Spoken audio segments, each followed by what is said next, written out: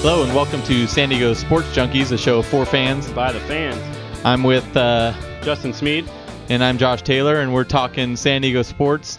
I'd love to hear from you. Love to get your voice out in the airwaves, talking Padres, Chargers, Aztecs, any off-the-wall subjects, I guess, is okay with us. Keep us entertained. 619-387-3452.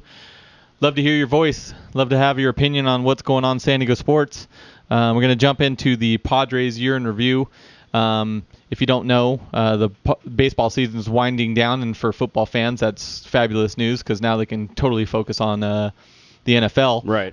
They finished up fourth, it looks like. They got 75 wins currently with 2 games left. All in all, with how everything started out in the beginning of the year, the slow start, I can't be too upset with how everything finished up. We couldn't be more happy with the second half of the year, I think. 9-13, 9 losses out of 13 games down the stretch. Really doesn't cut it. But going forward, I think this team's going in the right direction right now, and I think we have plenty to look forward to. Absolutely. One hugely bright spot is Chase Headley, Guy's mashing, who somebody, I think his name was Jason, had no confidence whatsoever that he was going to get to 30 home runs. Currently, Jason he's was at down 31, and he leads the National League with 113 RBIs right now. He was just honored with September's National League Player of the Month. Back-to-back, baby. Back-to-back, August and September Player of the Month. I'll take that all day. I mean, couldn't ask for anything more, man. The guy's been extremely solid and been a leader of this team. Well, like you said, 31 home runs, 113 batted in, leads the NL. Guy's on fire. Going into the next season, I expect him to just carry this over, and he will get a contract extension, I believe, in my own opinion.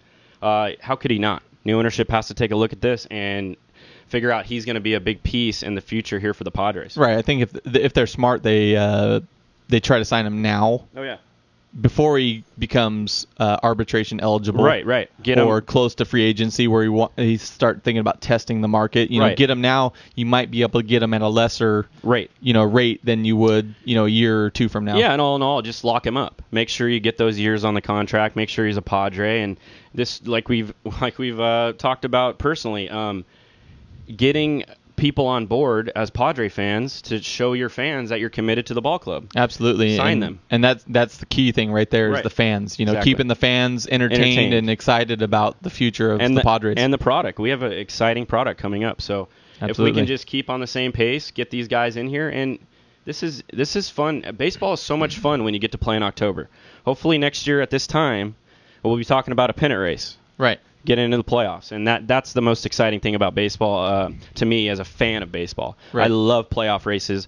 I love the NL West. I love everything about it. That's what's exciting to me. So hopefully in the future, that's what's going to happen for the Padres. I couldn't agree more. A big portion of why we did so well down the stretch was the trade that we made with the Reds. Huge trade. They got Matt Latos, who currently is 13-4 with a 3.52 ERA. In return, we got Edison Volquez. Right. He's 11-11 with a 4.14 ERA. We got Yasmani Grandal. Set a club record. 299. You got 8 home runs, 35 RBIs. And then Yonder Alonso, who sets the club record in doubles. Right. 37 doubles, a Padres record. He's batting 275, 9 home runs, 61 RBIs. Now that we had a full season after this trade, how would you rate it?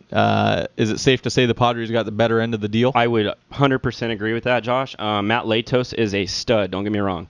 A little bit of a firecracker, a little bit of a head case. 13-4 with a 3.52 ERA and solid numbers in a ballpark that ball flies. Flies out of the park. He really settled in the second half of the year for the Reds. And but for me, on the other hand, we got Yasmani Grandal, a solid catcher for the Padres. It's going to be here for many years, maybe 5, 6, 7 years down the road here. Yonder Alonso, to me, proved that he belonged in the major leagues as a first baseman. When you set the club record as a rookie for doubles, wow. And you have Tony Gwynn, you have Adrian Gonzalez, Winfield. You have a lot of guys that were here that hit doubles.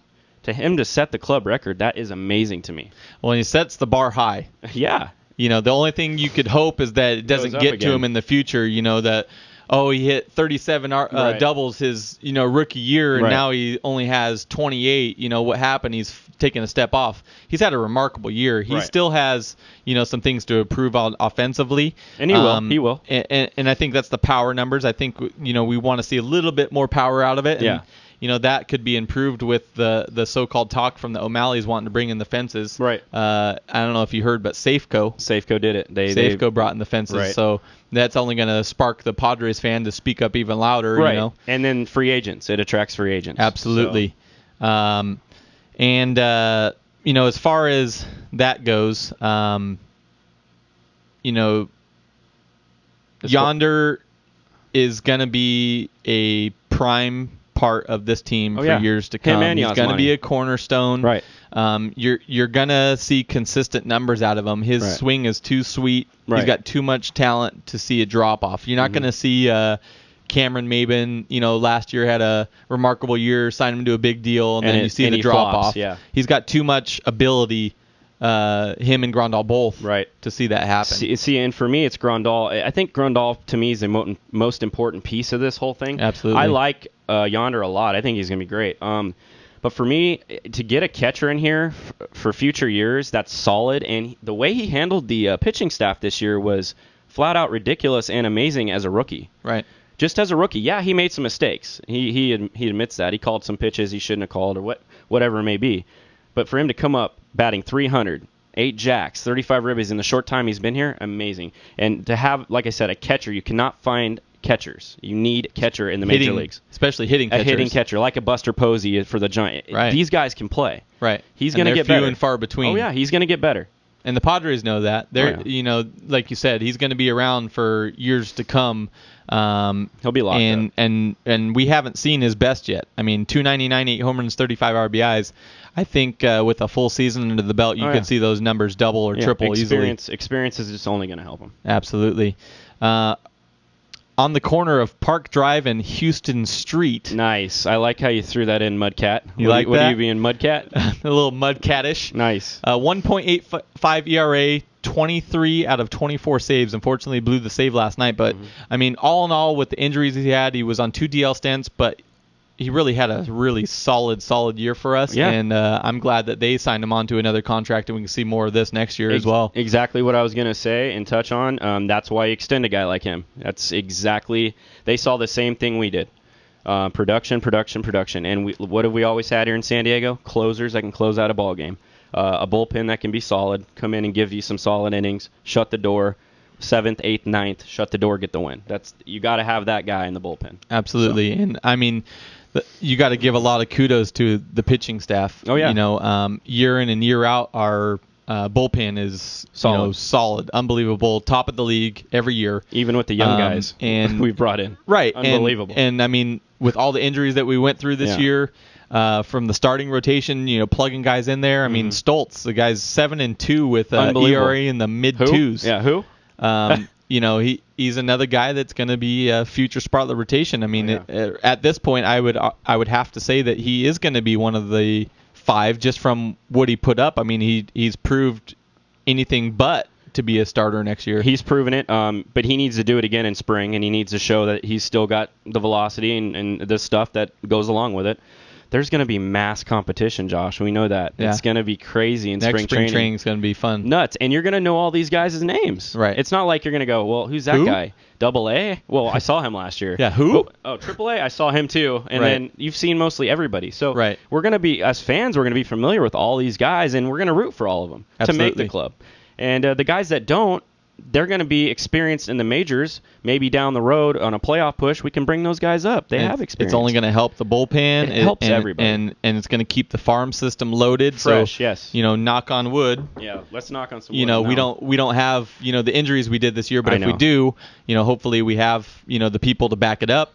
But at the same time, there's going to be some moves made this offseason. Oh, yeah. They've talked about it, I would expect them to try to go after a hitter. Oh, yeah. And I wouldn't be surprised if they went after a couple pitchers. I know we're loaded, but there's always that question. You got Lupke, starting pitching. You got Lupke, and who else? You got Tim Stauffer.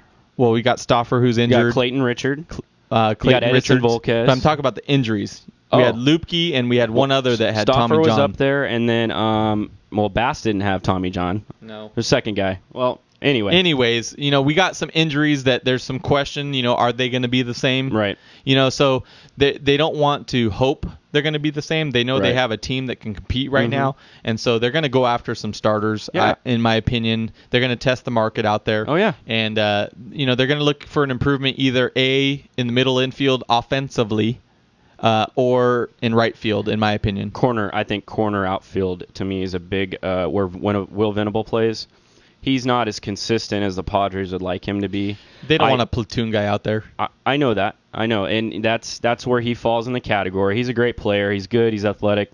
He's not solid, though. He's not consistent with the bat. Keyword right there. Consistency is huge, and he doesn't bring that power bat that you need from a corner outfielder. Right. That's where the bona fide big dog hitters are. Right.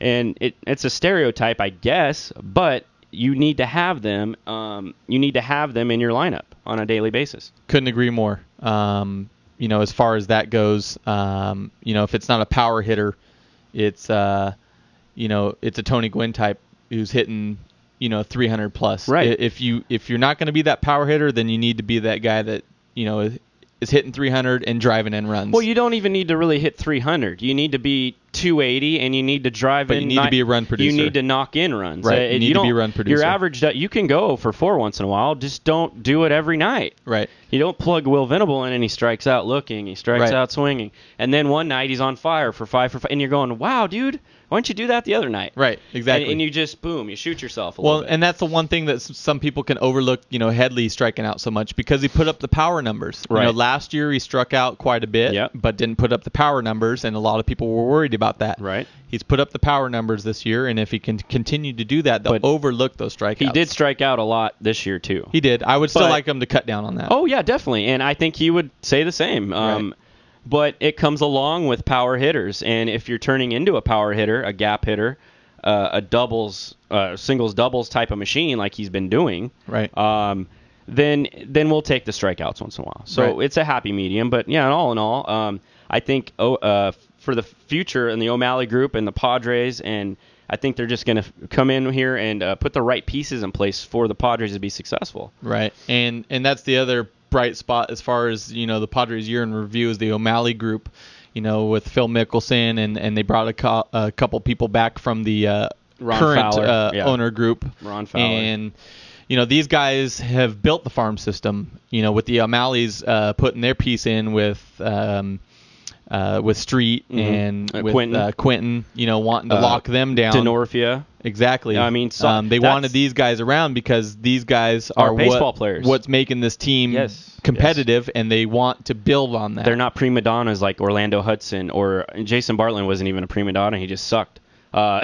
Orlando Hudson was just a prima donna. He was kind of a me guy to me. I don't know about you. He just seemed that way. Right. And he was a little long in the tooth. He was a little old. Right, and that's what I think. I think that's been the Padres' MO over the last few years is they get the guy that's only got a year or two left in the contract that once upon a time was a name. Yeah. And they used to hang on to I don't care about that. Right. Dude, I love Mike less. Piazza, but I don't want the 80-year-old version of Mike Piazza. No, I want Mike Piazza in 1995. I want Mike Pizza. When he's hitting absolute bombs. Yeah, I want the guy that was out of Met Stadium, Dodger Stadium, that kind of Mike Piazza. Yeah, right. you want to be able to afford those kind of players. Exactly. I mean, sure, they were great names, and there's no disrespect to them at all. They're obviously no disrespect great players. to Kip Wells and Roger Clemens and David Wells. These guys that we brought in, dude. Right. So crazy. I mean, they're quality players. No disrespect to that. Mm-hmm. We just want to see people that are in their prime, bona fide major leaguers in their prime. Yeah, we want to get 4, 5, 6, 7 years out of these guys, build something solid, and continue to build on it, like the Yankees do. They continue to build on it. Somebody gets aged, they go out and they spend the money and they get somebody that's going to take their spot. Yeah, they send the other guy to the retirement home, like they usually do. Right. So we're going to finish up the year in review here. Hand out some awards. Exactly. MVP of the Padres, hands down, has to be Chase Headley. Yeah. I mean, he's got career highs in home runs and RBIs, back-to-back National League Player of the Month. MVP of the Padres, hands down, goes to Chase Headley. I agree with you, but I give my MVP to the guy up there running the scoreboard in the first half of the year because he was so bored. He had nothing to do. There was no runs being tacked on, nothing. I give my MVP to that guy. Yeah, I think they actually had to replace the keyboard because the 0 button wore out. Yeah. They had to get another one in there for him. 0. Yeah, 0. I mean, I feel bad for that guy. So he gets my MVP. No, I'm just kidding. Chase Headley, hands down, like we said, he was a stud this year and continues to be a stud today. I mean, I think he's 2 for 4 in this game today. So absolutely, he's just tearing it up. And go ahead with the Cy Young. Yeah, Cy Young for the Padres has to be Houston Street. You could argue maybe Clayton Richards at one point. He was solid. Obviously. We were just talking about the kid 7-2. Anyways, Stoltz, thank you. But Houston Street, I mean, the guy has been solid for us in the bullpen. 23 consecutive saves coming out of the bullpen through injuries and all. He's got to be the Cy Young for the Padres this year. I have a different take. I mean, I like Houston Street. I think he's deserving of the Cy Young. I think Edison and Clayton, just for how solid they were all year. The pitchers that we could rely on. Right. That was, for me, they don't necessarily deserve the Cy Young for performance. I guess their record didn't reflect that. Right. Like Houston's did. Right. But as starters and reliable starters, I give them the nod because I like that every fifth day you were called upon and you were out there, no injuries. You got the ball every fifth day and you were solid. So. Well, and that's the key, man. That was the one thing with Volquez and God, man, I'm having a bad day today. Volquez and Richards right. Is the fact that they've been injury free. Yeah, no, and that helped us a lot. Huge bright spot. Right, and they were studs this year. They had some great performances this year. So. They did. Rookie of the year, for me, I think it has to be Yonder Alonso. Hands down. I mean, team record 37 doubles. Okay, guys, Tony Gwynn and Adrian Gonzalez held this record, and this record was there for quite some time. Right. Adrian tied it. Tony Gwynn said it years and years and years ago, and he had it beat with like a month left. Yeah. No, it's remarkable. 37 doubles, and our park is a doubles park, right. And he used it to his advantage. Absolutely. And like we had touched on before, man, he was brought here, and his MO was he's a gap hitter. Absolutely. He proved that this year by setting a Padres record. So good for him. Kudos to him. Kudos. So last little bit of Padres before we move on to the Chargers news, and I know you guys are all drooling over that. Next year's prediction, okay? I think we both can agree that we're going to do better. Mm-hmm. How much better do you think we're going to do? For me, and to say this is going on a limb. It is. I'm going to say a 90-win team. I think the pitching's going to be solid next year. I think free agency, we're going to make a couple decent moves to help this ball club. We're already pretty much set in our starting lineup. I think we have some of the pieces in place already. We need to bring in that corner outfielder. Right. Like you said, maybe a middle infielder with some pop. Right. That's solid. Right. Then we can mix in the young guys. And I think this really could be a 90-win surprise team next year and battle for the NL West title. I don't think they will get the NL West crown. I think they make it as a wild card team. Yeah, I have to agree with you. I was thinking 91 wins. Our pitching, if healthy, is going to be solid. We're at 75 right now, so that's 16 more wins that we got to pick up, which would be early on in the year. With the addition of, like I said, a power-hitting corner outfielder, hopefully. Right, hopefully. Christmas wish list. Possibly. I mean, in my opinion, I think Cabrera is more of a staple. I think Amarista, and we'll touch on this, a little bit later, but I think a power-hitting second baseman or at least a run-producing second baseman would be beneficial. And Forsythe could turn into that. Forsythe could be that guy. Right. Absolutely. So. Jed Jerko, they've kind of tested the waters with him at second base, and they've been raving about him. That's a possibility. Yeah. A lot of options next year. A lot of options. I think that we're one of the wild card teams. Mm-hmm. That's where I'm headed. It's just to me, obviously if there's a possibility that we could take the division, but the Giants are tough. 90 wins. The Dodgers are going to spend money. Right. 90 wins would almost tell you would be the division winner. Almost. Well, because like you said, the Dodgers have a lot more money next year. They're going to tear apart the team, the pieces they need to. Right. Keep the guys they brought in here because they're studs. And the Giants are going to be studly anyway. Well, and the few wins that they got from us early on in the year we're going to cut that down. Oh, So, they're more what, competitive. 94, Yeah. 95 wins that the Giants have now. Right. Could be closer to 90 or in the high 80s. Agreed, yeah. So, yeah, I mean, obviously we want them to win the division, Well, but definitely. ultimately I just want to see them But we improve. know, though, this division is just, and we can't. The pitching is Diamondbacks remarkable. are good. They just need to get some pieces Right. too. So, but all in all, division's going to be tough next year. I think they sneak in as a wild card team. Absolutely. Chargers, baby. Yeah. The chefs. I was so happy to see them go into Kansas City On the road. and play the way they did. On the road. On the road in Kansas City, divisional opponent. We just came off of a heartbreaking 27-3 loss where Heartbreaking. it seemed like everything went wrong. Yeah, I didn't see that game. Did you? I didn't get to see it, unfortunately. If you guys weren't following Did you guys me, catch that game out there? I didn't. if you guys were following me on Twitter, unfortunately, my grandma passed away on Wednesday, and I didn't get to catch most of that game. But from the highlights I saw and from everybody's conversation, I'm kind of glad I didn't get to see it. Right. But as far as the Chiefs go, I mean, 37-20, and we had the defense. Everything seemed phenomenal. Everything seemed to come out of the gates flowing. Defense was flying around. A couple early turnovers, gave the ball back to Phillip, and it was like everything just from the previous week went away. And like they said, okay, this week's going to be a completely different game. We're going to be a different team out here. We're going to go on the road and play execution football. Absolutely. We got a call in, Booga P from Charlotte, North Carolina. Booga P. What's up, Booga? Booga P, what's up, brother? What You're up, on San Diego Booga P? Sports Junkies.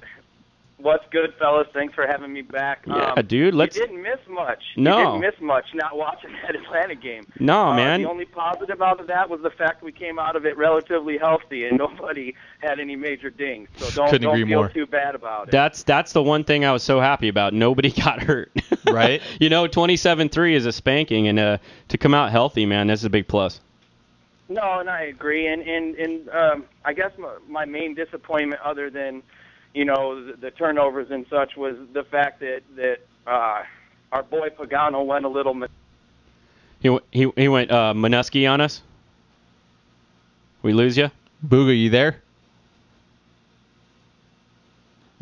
We lost Booga P. I think he was going to touch on. I'm going to assume what he was going to touch on is Minuski went a little soft in the third quarter, but I don't know. I think he's calling in right now, so we can ask him again. Booga, you there?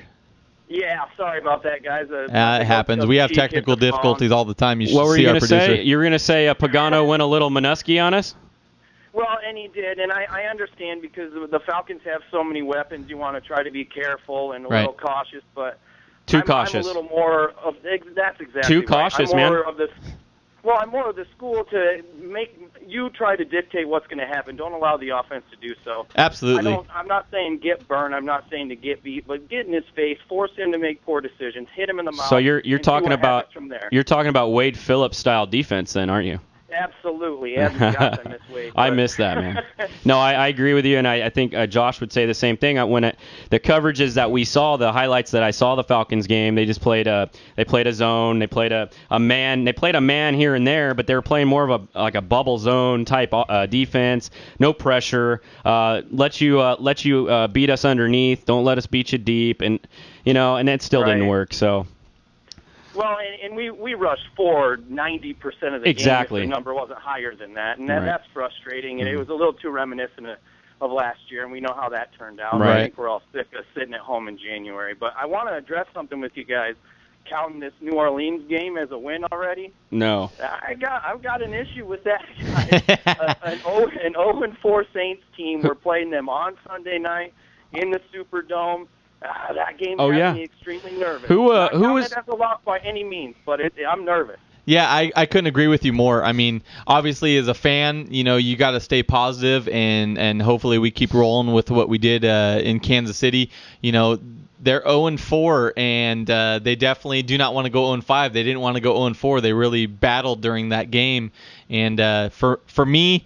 I couldn't agree with you more. Sunday night, we're in their house. We're having to travel there, obviously. and they're hungry, man. They don't want to go down 0-5. If they go down 0-5, you can pretty much write their season completely off. Hey, Booga, you know what makes me feel good before you chime in here? Okay, Yeah, 24th in defensive yards. They give up first downs 45% of the time, worst in the NFL. They have a lot of weight on their shoulders to get that first win. It is a big game. It is on the road.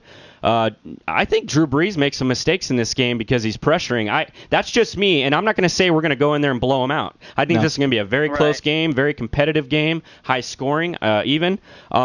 We can't get that. We can't get the kind of pressure we did on Matt Castle on Brees, and you better believe that for a fact.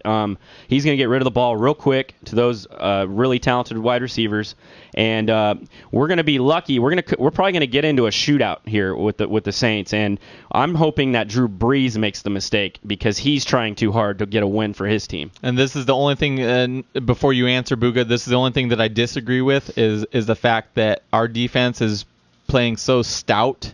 I think they're going to make the turnovers. Honestly, I mean, it's going to be one of two things. It's going to come down to who's got the ball last, or I think our defense takes over. And not and if I they think, hang out like they did against Atlanta, though. Well, the third quarter. You kind of beat me to the punch there. If we play defensively as far as the game plan, the way we did against Oakland, it's the same kind of offense. Kansas City, we're fine. Yes. Now, if we play defensively in that cover 2 shell like we did against Atlanta, we're screwed. He's going to eat our lunch. Right. Or like we did in the third quarter. I'm not being skeptical. And I'm glad you brought that up too. The second quarter against Tennessee, complacent. Norv Turner just sat back on roller skates and got pushed around. Yeah, why don't they attack? Kansas City. What? He gets happy with that lead and he decides. It's frustrating. You know what? You're not supposed to, and it should be. I understand not wanting to turn the ball over and make mistakes, but what's go wrong? for the jugular. Do that. There's blood in the water. Go. Right. Hit them in the mouth. Right. I don't. Norv Turner, dude. I love Norv Turner. I like him. I don't disrespect him. I love him. But grab your balls, dude. Belichick. Grab your balls and kill them. Belichick, look what they did. 45 points in the third quarter, and they just put Buffalo away. Yes. Put the foot on the gas. Because I was watching the Charger game, obviously, during the Buffalo-New England game, and New England was down 21-14. Yeah. Next thing I look up, it's 52-28. What in the heck? Yeah, that's called second half adjustments. Right, and generally we've been good at that. Second half, we've been a second half team, but we came out really complacent. Third quarter against KC, was very frustrating. Honestly, I was very nervous halfway through the third quarter because they had the ball. They're down 14. I'm like, if they score here, man, we're in trouble. You know, I never got nervous during that game because the Chiefs didn't find themselves in a rhythm one time in that game. To me, I don't think so. Jamal Charles had that dumb run. He had a stupid run that he's that good he can pull that off. Chris Johnson a few years ago. Terrible block in the back miss. Yeah, there was. I agree. I'm not trying to harp too bad on it, and I love the fact that the real officials are back. But I mean, it was plain as day. It was plain as day. I was yelling and screaming at my TVs too, Booga, dude. I agree with you, but for him to pull something out, like, dude, he went to the right and he went back to the left, and then I mean, that's pretty athletic. But you get the garbage touchdown. For me, they never got into a rhythm because San Diego's defense hit them in their mouth. Did you see the pressure Von Martin got? Reyes, they were pushing the line back into the backfield every Are you kidding time. Me? That man had an all-world game. Both Martin and Legion did. They had coming out parties. Butler. Dude, Butler was nuts. Donald Butler was a beast. He's just a beast every week. Well, Corey Liuget, let's touch on Corey Liuget for a second because, dude, the man, it's like he came out of nowhere this year. Like, last year he was on the he was on the witness protection program. Missing in action. And now it's all of a sudden he's in the backfield making tackles. He's disruptive. He's batting balls down. I didn't even know that guy could jump. It's crazy, man. Guys, remember he played in a 4-3 at Illinois. And I don't want to use the Larry English kind of adjustment or an outside linebacker. Right. Excuse me, a defensive end adjusting to the outside linebacker in a 3-4. Right. But he's still trying to learn that 5 technique out there at the left defensive end. Granted, now preseason everyone talked at least via Kevin Acee and Gelkin of the Union Tribune about he slimmed down, he added more muscle. Yeah, he did. I mean, he's been a complete stud, and I'm glad to have that's one of my jerseys. I'm glad I picked that one up. I mean, that a boy. Oh yeah, and if we want, we could touch on a little bit. I mean, just how disruptive the linebackers were in that game against Kansas City. You got it. Obviously, the MVP goes to Donald Butler, who I think is the next. He's like that Donnie Edwards type player to me. He's just solid. You said it perfect. Yeah, he's like the Donnie Edwards type. He's not going to get beat. He's going to play his coverage as well. He's going to make plays for you. He'll get a sack here and there. He's around the football every single play. You see 56 and everywhere. Yeah. So hey Booga. The only difference is he's more physical than Edwards, but I mean that's a good agreed. problem to have, Agreed. so to speak, so. Question for you. As well as our defense did, 6 turnovers, 3 interceptions, 3 fumbles. We had 2 sacks. One of those interceptions run back for a touchdown. The one thing that kind of frustrated me is Kason got absolutely burnt by Dwayne Bowe. Well, he is Dwayne Bowe. No, and I get that, and I like Dwayne Bowe. I respect him as an athletic wide receiver. And I'm glad you brought this up too. There's a lot of people harping on how far back off the line that Antoine Kason plays. Right. Here's the deal. I want to make this really clear. If he wasn't asked to play that far off the line and he continued to do so, his butt would be sitting on the bench. Yeah, they're telling him to do that. And I hate it. I don't like it. I don't either. understand that that's what the reason why he's doing it, but everyone and their dog, whether it be on Bull Beat that I write for or on Twitter and all these other places. Man, that Kason's a bum. We can't do. Hey, listen, this is a former Thorpe Award winner. Yeah, Arizona, he's a stud. Arizona. The guy can play it, dude. He can play the position. He's doing his job. Does he make some poor decisions, like when we're up 20-0 and he bites on a double move? That infuriated me. Oh yeah. Don't be biting on double moves when you've been in the league for 4 or 5 years now.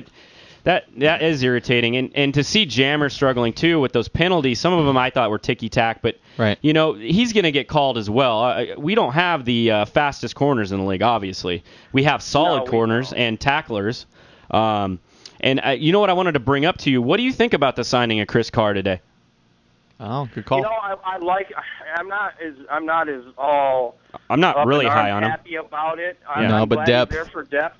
Experience. I'm more excited about Sharice Wright getting healthy and coming back. The guy had a great preseason. Guy's a he was stud. looking great till dude, and everyone wanted to give him a hard time for the comments he made on Twitter. Yeah. He's at 23 years old about the LA move. The guy, let me make this clear, and I'm not going to quote anything, but I'll just say this much. Mm-hmm. He moved on from that when I interviewed him. Right. And he basically made it clear that it was just a young statement that he had made.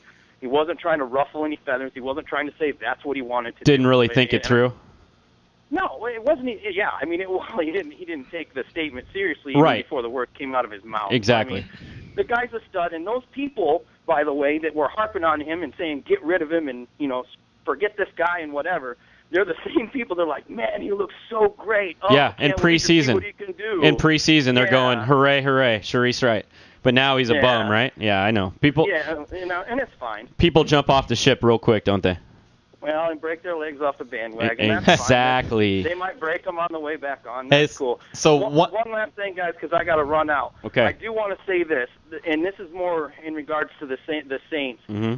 The Saints are 0-4. Right. And you guys have kind of said, well, they're done. They're not going to make the playoffs. And you didn't go quite that far. 1992, the only team to ever start 0-4 to make the playoffs. Chargers. Yes, Chargers, baby. Super Bowl. Don't write. I know that's awesome, dude. Let's not that year, but let's not. You say 92? Who starts off 0-4. Oh, my bad. Not 92. 94. That's fine.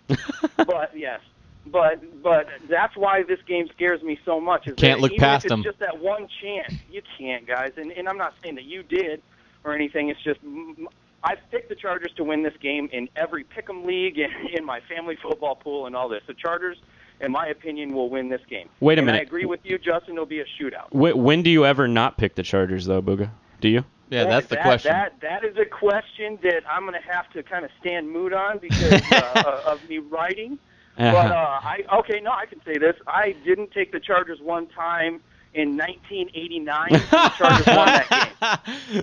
Right on, bro. No, I'm just saying. I'm taking them every game. We're all homers, bro. I think they're going to win every game. They could be playing the freaking 85 Bears. They're going to win it. Hey, Booga, one more thing before you hang up. Yeah, go for it, buddy. Jared Gaither return. Solid. My goodness. Wow, you know what? Back spasms. And first off, let's say thank you, Mike Harris, You worked your butt off. Yes. You did a commendable job for being an undrafted free agent. Dude, he did a solid job. We're rookie. 3-1. Yeah, no, and I'm glad you said it that way. He did well enough. We had to help a lot more to that side, but Right. there was such a vast difference with Big Lazy in there. And I'm glad he came back. I got done writing an article saying, should we go ahead and place Jared Gaither on IR 10 days ago. Right. I know. So They kept this under wraps. There was no one that knew this was going to happen. He's been drinking herbal tea. His back feels great now. You know, and that's good. It was the secretive kind of, I don't know, notion of the whole thing. And, well, we don't know when he's coming back, and they didn't provide a timetable. And then all of a sudden, well, he's practiced twice, and then he's questionable, and then it's like, oh, you're kidding now me? he's starting. Gonna play against Kansas City? Yeah. Even Kevin, even all the guys closest to the Chargers didn't know what was going on. They just knew that he didn't want to practice. He was hurt. That's all they knew. Absolutely. Right. And nobody knew. Kudos to the Chargers for not spilling the beans. I'm glad. Well, and for not ripping him. Taking a page of that out of the books of the successful teams, and I don't like to quote Belichick and his cheating self, but I mean, Tom Brady was on the injury report for 60-something weeks in a row until like week 2 of this year. Right. So I mean, there's a cat and mouse game you can play even with the injury report and still play within the lines of the rules. But now, Gaither played well enough. You know, he gave up a sack and a half. You might even call it 2. Yeah, but I mean, he hasn't even in the practiced. Run game. I mean, he was out there. He hasn't even practiced, though. I mean, this is ridiculous. A guy didn't even have training camp. And I was going to ask you next. I mean, what do you think? I mean, going forward, my outlook, if his back stays healthy and he's not going to be a, you know what, huge improvement. What does this do for our team in the long run after he gets these games under his belt? I mean, Booga, are we looking at a 12-4 team? Maybe if we get on a roll, later in the year. What do you think, man? With this line pretty much solidified now. Well, you know, as far as solidifying the line, and I've got NFL Game Rewind, and I have to kind of go back on something that I'd kind of been touting very highly, and that would be Tyron Green. He's looking really bad, guys. Yeah. Not a little bit bad, a lot of it bad. And the fact that he plays in between Hardwick and hopefully a healthy and improving Gaither as he gets more game experience will help him. But that's a sore spot. And then, you know, Turnstile Clary, I mean, I know. I'm not as down on him as much people are. I don't have as big of an issue with him as most people do. But speed rushers eat his lunch every single game. And he has the 4 bad, really, really bad plays, and the rest of the game he's pretty solid. That's why the line's completely solidified. No.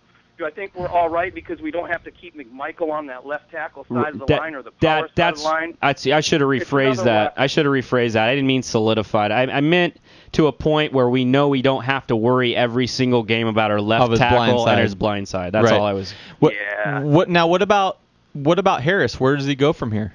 To the bench. Do they?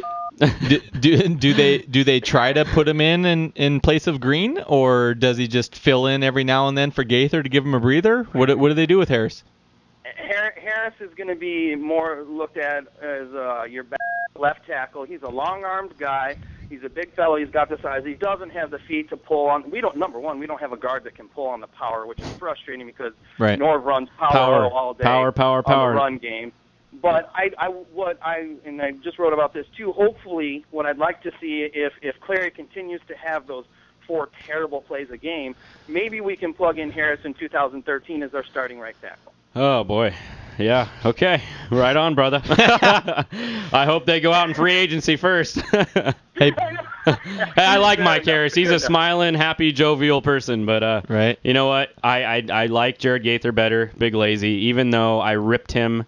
And I ripped him, because he's a vagine. He'll be sewing that cornhole for quite some time. Yeah, I know. You ripped that thing apart. Right. Hey, Booga. I tried to have him put on IR, man, so I get you, trust me. Hey, Booga, dude, we really appreciate you calling in tonight, man. It's awesome. Of course, it was a great time. I appreciate it. You guys do an awesome job. Thanks for having me again. It means a lot. Yeah, and the guys out there listening, you guys can find Booga P and his articles on boltbeat.com. Absolutely. He has great insight. He's very knowledgeable. He bleeds Charger football. He's just like us. We try to give our fans perspective, and he does a great job through his articles. So read those. Check him out, boltbeat.com, @BoogaP, Twitter account. So thanks again, Booga. Yeah, buddy. Bolt up. Bolt up, fellas. Thanks a lot for having me. Later, bro. All right. Have a good one. Right on. Love that guy. Yeah, he's great, man. He's got so much good insight. He knows the ins and the outs. He writes a couple columns a week. Probably several. Right. That we read on Twitter. They're great, and he gives a different outlook on certain things. And everybody has their own opinion, and he has a great outlook on certain types of opinions. So. Yeah, absolutely, and it's always good to have another opinion. I mean, yeah, nobody's ever right. I mean, right. There's no right answer. It's just right. opinions. We're a bunch of fans. Fans talking crap. So next segment, Chargers pick to click. Okay. Who you got this week? For me, it's going to be the stud Donald Butler. I think he has a good game against the Saints. I think he's going to be that roaming zone package type linebacker we need this coming Sunday night. I see him having a pick off of Breezy. I think one gets tipped, and I think he's around the ball like we touched on. He's always around the ball. Right. He's making tackles. I think he's good for about 8 or 9 tackles in a big stage game. I think he's going to get after the quarterback a couple times, put some pressure on Drew Breezy. What do you think?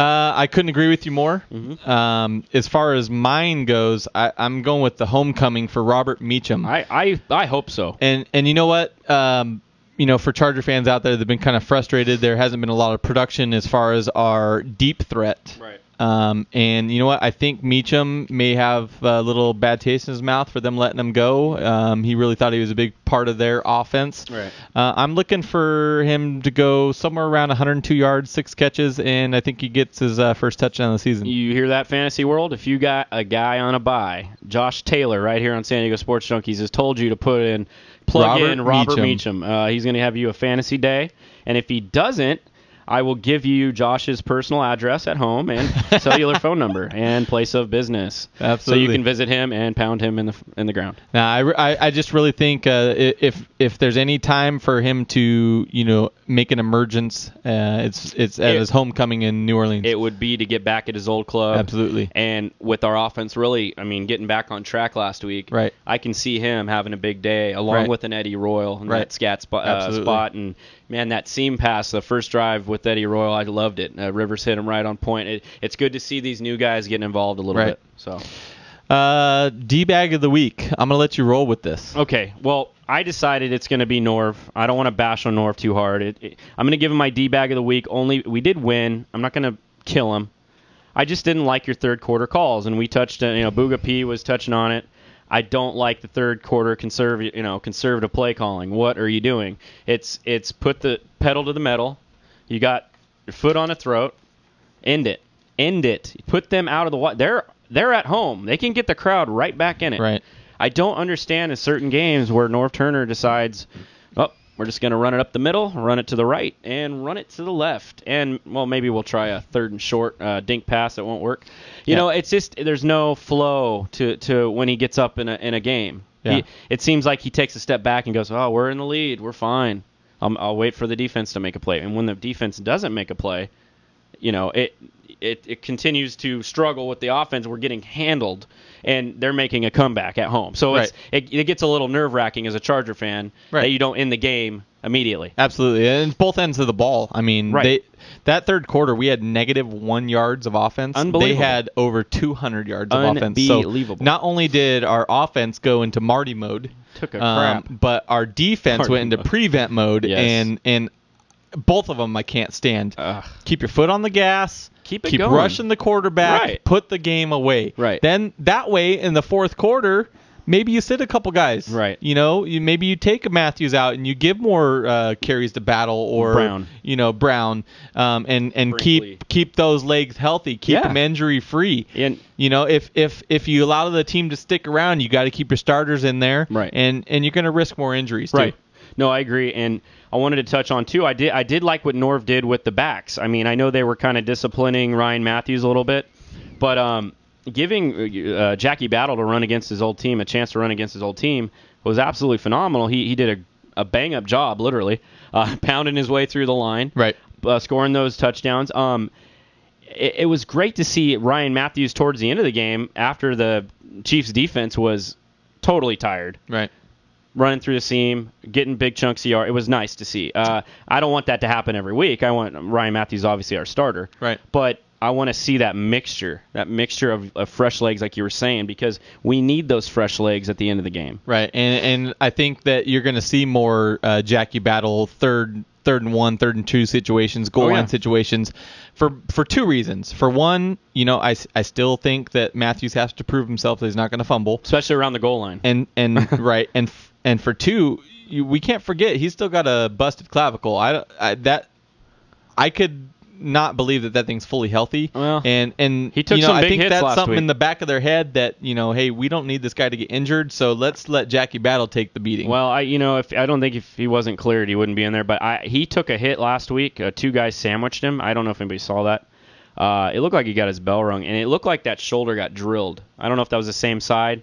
He got lit up, and he got right back up, and I'm like, there's your test, bro. Absolutely. There's your test. You're not getting carted out of here, so I guess we're okay. But he's the one we're paying the big bucks to, and I see Battle's produced in those short yardage situations, and until things change, I don't see why Jackie Battle doesn't continue to get those situations. Right, and another little thing I want to touch on, and Ronnie Brown in the passing game, awesome. Right. Phillip was dinking dunking to him. That little floater on the right side, I don't know if you caught that one. He was wound up on a linebacker. Well, I think. that in the fourth quarter, it was like a completely different ball game. All of a sudden, our offense clicked again, and we're throwing it to the running backs out of the backfield, and Ryan Matthews got 60 rushing yards. Yeah, I like the way they use them. Right. Ronnie Brown to his strengths and bringing him in at certain situations. Right. That was great. Absolutely. So we're going to touch on the last couple subjects. We're running a little long really quick here. Fan's voice actually came from our producer, Jason.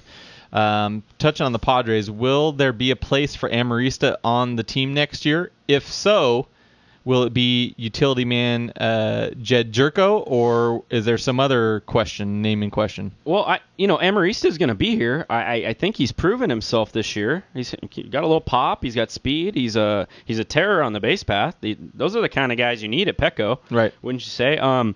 Jed Jerko, on the other hand, hasn't proven himself here at the big league level. Absolutely. Right, not to say he won't. Jed Jerko is going to get his opportunity in spring training to come up here, play some baseball.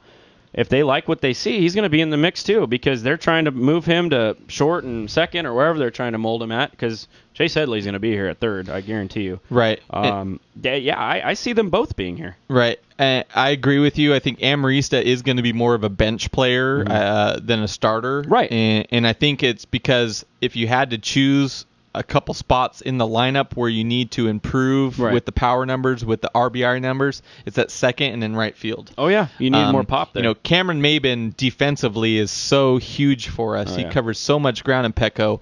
You're not going to see him being replaced. Plus, they signed him to a big year contract. So, and he's starting to get hot now. Right. At the end of the year at the right time. They tweaked his swing a little bit. So I think Amarista, I think he's going to be a solid person off the bench, which is going to only help our bench play. Oh, yeah. With Kotze and Denorfia. Yeah.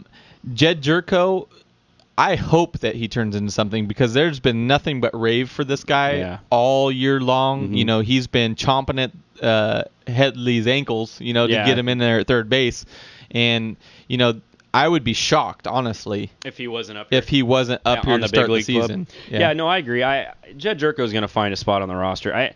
If he tears up spring training like he tore up the PCL league, you're going to find this guy right in the middle of the lineup, dude. They're going to find a spot for him. Yeah, the guy can absolutely rake. 30 home runs and 80-something RBIs. I mean, even if he did half of that, say if he had 20 home runs and 60, 70 RBIs, I would be, very happy. Yeah, and they say he's got a little speed, and he's an all-around good player. You add that into the guys we have already. With Quentin going to be healthy, maybe with the knee next year. Hopefully it's not chronic.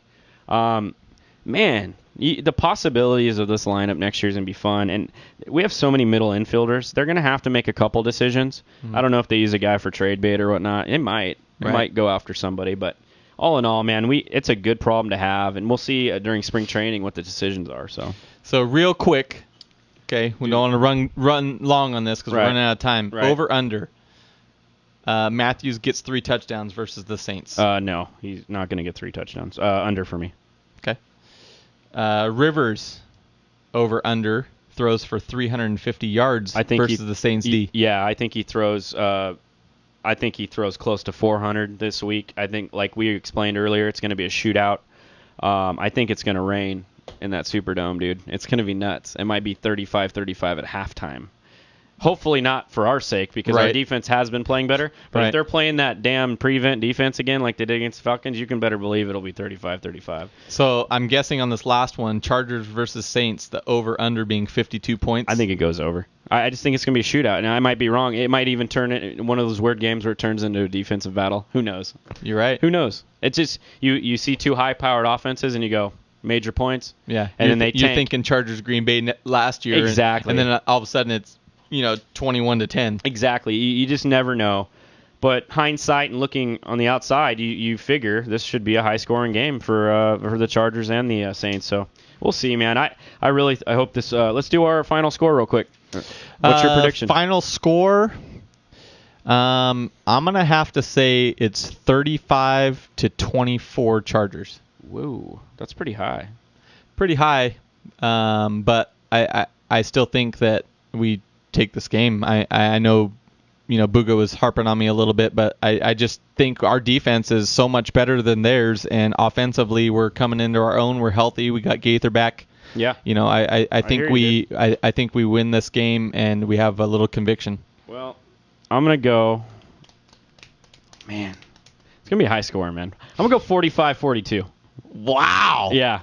Holy cow. I'm thinking Novak hits a bomb to win this thing. Something's got to happen. This is gonna be a shootout, dude. You just set the world on fire. Bro, 45. Vegas just got pissed. 42, and take the over. Please take the over. Phillip Rivers and Drew Brees, they, by any means, they are not best friends. But you're going to win the money with the under. They want to beat each other. You're going to win the money with the under. No, you're not. In Vegas, you are, because I guarantee. Not if you take my. Yeah.